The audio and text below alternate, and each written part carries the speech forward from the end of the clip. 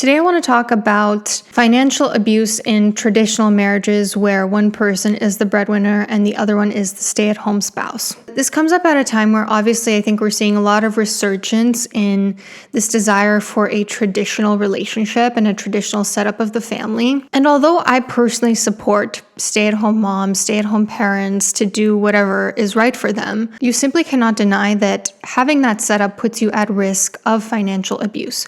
So I think it's really important for people to be able to spot the signs of financial abuse, to know what to look out for, how to get out if needed, and basically what's the difference between just having a traditional marriage and somebody who is being financially abusive. Let's just get right into it.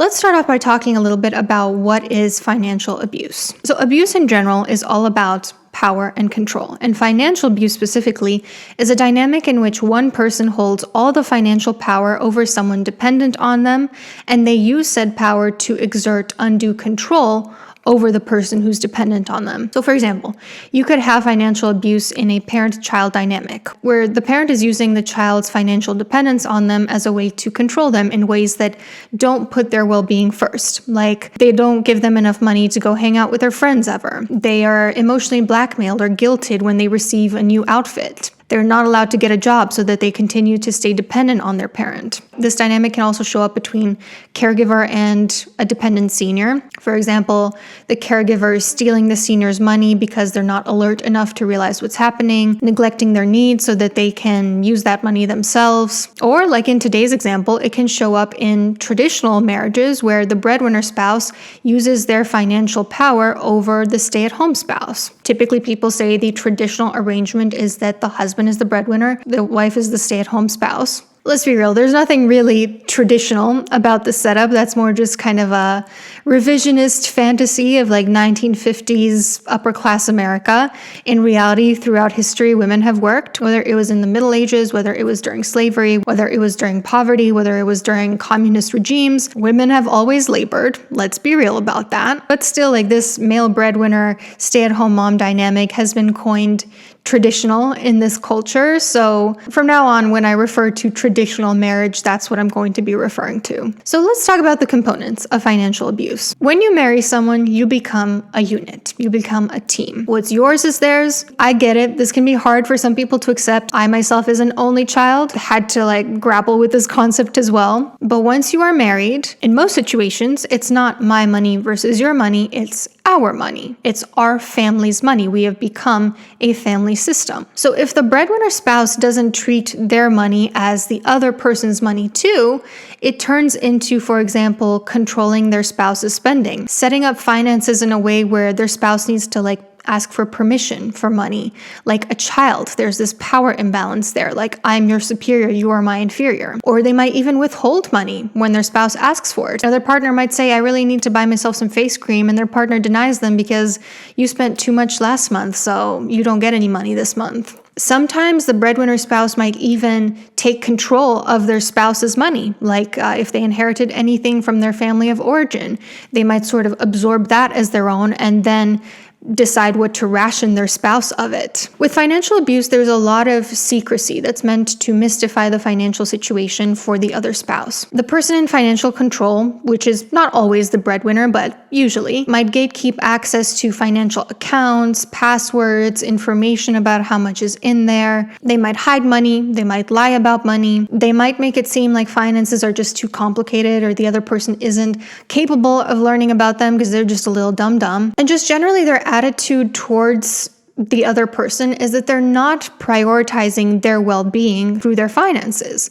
They're neglecting the other person's needs by not giving them a large enough allowance. For example, making them pay for their medical bills or their prenatal vitamins by giving them a tiny spending allowance. They might argue with the other person about every little thing they want to buy. You don't really need that massage because your back is killing you from carrying the baby. That's just, you don't deserve to have that. Or they might not make sure that the other person is set for retirement, for instance. assistance, or that they have a way to support themselves if something happens to the breadwinner. Like, they might not invest in giving that person a Roth IRA because it's like, well, they don't really care about that person's well-being. They're prioritizing their own financial well-being. And of course, they also use finances to control the other person. They can't leave you because they don't have access to any of the money. They wouldn't even know how to get it. Any expense that they make, they can see on the bills, which they watch like a hawk, so they can control where that person goes, who they see, what they do. The person in financial control, as the person who pays for the Wi-Fi and the phone bill, they can also install spyware software so that they can read that person's messages in case they're, asking someone for help on leaving them or planning on running away somewhere. Emotional blackmail is a big component of financial abuse. That person will pay for things for the other person and then hold it over their head and guilt them and say, I did this for you and I bought this for you and I work my ass off to support this family, and once I get home, you ask me to feed the baby. And another sign that financial abuse is going on is really just noticing the person being abused. You'll see a lot of the same signs as with other types of abuse, such as low self-esteem, low confidence in themselves and their abilities, tearfulness, emotion dysregulation, learned helplessness. Now, I want to give a really honest word of caution to anyone who's considering a traditional marriage. But first, regardless of your financial situation, I want to share a tool that could really help you become financially free and independent. And that is the sponsor of today's video, Rocket Money. So me personally, I'm currently trying to save up as much money as I can for retirement, for unexpected child expenses, to maybe one day buy a home. Who knows? That would be crazy. And Rocket Money is a tool that really helps you take control of your finances. Rocket Money is a personal finance app designed to help you manage your money better and save more. It tracks your spending across accounts, creates custom budgets, automates your savings all in one place. It even helps cancel subscriptions and lower your bills. Here's how it actually works. So Rocket Money automatically lists all of your subscriptions so you can cancel the ones that you forgot about or the ones that you think you can cut back on in just a few steps. It automatically scans your bills, it sees which ones are high, and it can even help you negotiate some of your bills, like internet service, phone bills. It's so much better than needing to pick up the call and negotiate with someone. I think there are very few of us who actually would enjoy doing that. So just being able to do that with a few taps on this app is incredible. And they've also helped members save $880 million in canceled subscriptions. It can help you create a customized budget in seconds, and it also automates your savings, determining the best time to save. This is the one that I think I really need in order to level up my savings goal. I need to automate all of that so that I no longer think about at the end of the month, okay, how much do I want to save for the future, so that it's something just kind of out of sight, out of mind. So I highly recommend you give Rocket Money a try. Take control of your finances today by scanning the QR code on screen or clicking the link in my description to get started for free. Thank you so much to Rocket Money. Let's have a little honest chat. I want to give a little bit of advice to women, but I suppose anyone who's considering being a stay-at-home spouse in a traditional marriage where the other person is the breadwinner. Believe me, I have nothing against stay-at-home moms. I myself came out of maternity leave not so long ago, so I know that it is grueling work. It's like 4 jobs in one. You have to be the cook, the cleaner, looking after the baby the whole time. You don't even have time to eat when you're looking after a small child. So please do not misunderstand me. I think that being a stay-at-home spouse is really valuable work, especially when the children are itty-bitty. However, it is undeniable that financially depending on another person is very risky. Let's put aside the whole thing of financial abuse. Let's assume that your spouse is incredible. They're wonderful. They care about your well-being. They have a well-paying job. It's still really risky to rely on somebody else for your income. What if that person passes away? What if they become disabled and they're no longer able to work? It's not always about that person being a piece of shit and wanting to divorce you or financially abusing you, although those are certainly risks that I think most people don't want to accept about their partner. Even if they're not, a terrible person, something could happen. And then if you have an absence from work that's really long, that's difficult to explain, especially in this economy where even people with a lot of experience and no gaps in their CV are really struggling to find a job. So if you are set on being a stay-at-home spouse, I have a few suggestions for how to minimize these risks. I'm not saying don't do it. I'm just saying consider the risks and consider these ways to mitigate them. Number 1, vet your partner extensively to make sure they will not abuse their power. I want you to assess early on, are they a generous person or do they prefer to take and hoard from others? If they have a previous relationship, do they pay alimony or child support in full on time without resentment? Do they tip well or do they try to short people? Are they a freeloader? Are they selfish or do they actively look out for your well-being? Are there any other signs that they might become abusive? And this is a longer topic in and of itself. I have a whole playlist where I go into sort of red flags of abuse if you want to check it out up here. So that's number 1. Really vet this person. Number 2, set up your finances so that you have just as much access to and control over your finances as your partner. That means you have your own credit or debit card so that you don't need to ask for permission. You don't need to be given an allowance as if you're a child. You have access to all the accounts. You can see what is in there. You are financially literate. You know all about what is required to pay bills and pay taxes and all of that. You're not just relying on your partner for it. Also, for people who find traditional marriage appealing, there's often a very sharp schism between the responsibilities of the husband and the responsibilities of the wife.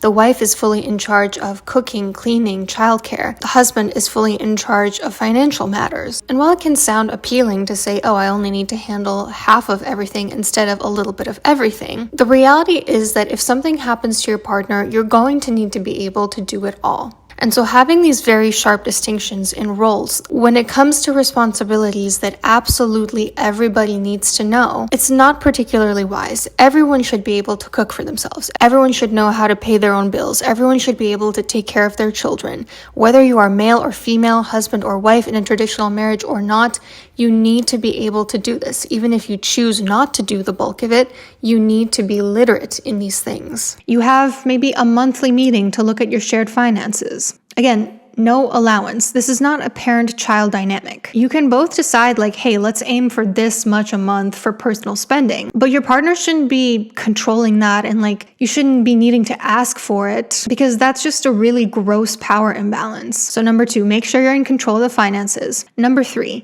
make sure you have something to show for all the unpaid labor you're doing. I want you to calculate how much would your labor be worth. So I'm talking about like cooking, cleaning, daycare for the amount of hours that you're doing it. And then ask your partner how they would feel depositing that sum into your own account every month. If your partner takes issue with this and your partner goes, oh my God, like what, you want to actually be paid for your work? You want us to actually see the value of your work? Red flag. That really shows that they do not value your labor and they feel entitled to you doing said labor for free. Now, you might not want to do this because like I said, what's mine is yours, what's yours is mine. So it's kind of all everybody's money. But you want to be seeing, first of all, what is your partner's reaction to you suggesting this?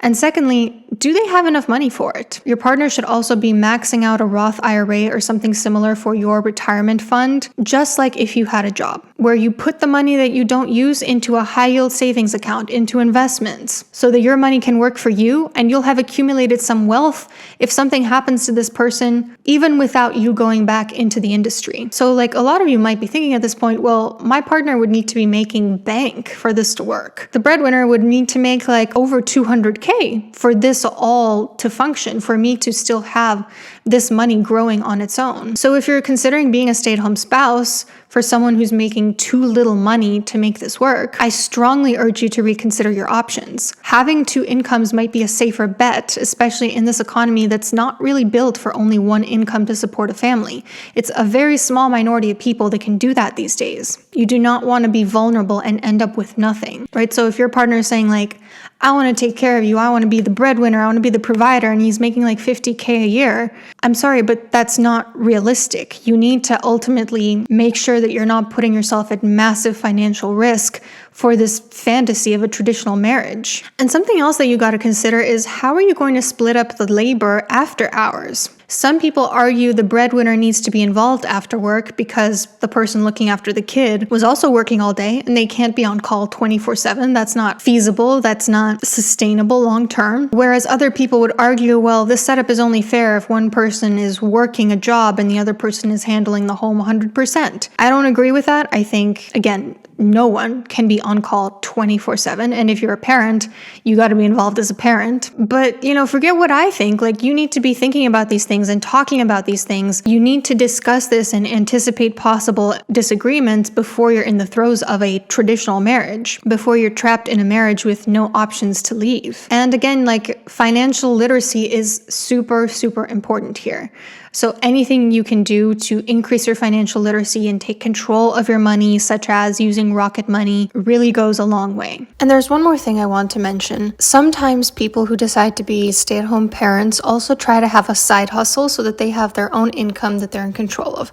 And while I think overall, that's a good idea, it puts you at less financial risk of being abused by the person who's in control of all the finances. I also think it's not fair to that person to have to do it all. I know people, for example, who are full-time stay-at-home moms who also try to be entrepreneurs on the side, and they are struggling because you cannot be a full-time stay-at-home mom and also an entrepreneur. Me and my husband, we own our own businesses, but we do everything 50%. He takes care of the baby one day, I take care of the baby the next day. He takes care of the baby one night, I take care of the baby the next night. I would not be able to do it if I were handling 100% of the childcare and trying to have a side hustle on the side. So please be honest with yourself. Don't put too much on yourself. Don't say, oh yeah, I can totally take care of everything traditional and then pursue my side quest and have some money that way. That is not fair to you. If you want to also be an entrepreneur, then you need to make it clear to your partner that they need to help out with the childcare, with the housework. But also, if your partner is bringing in a large sum of money and they need to go to work and you are bringing in nothing from your side business,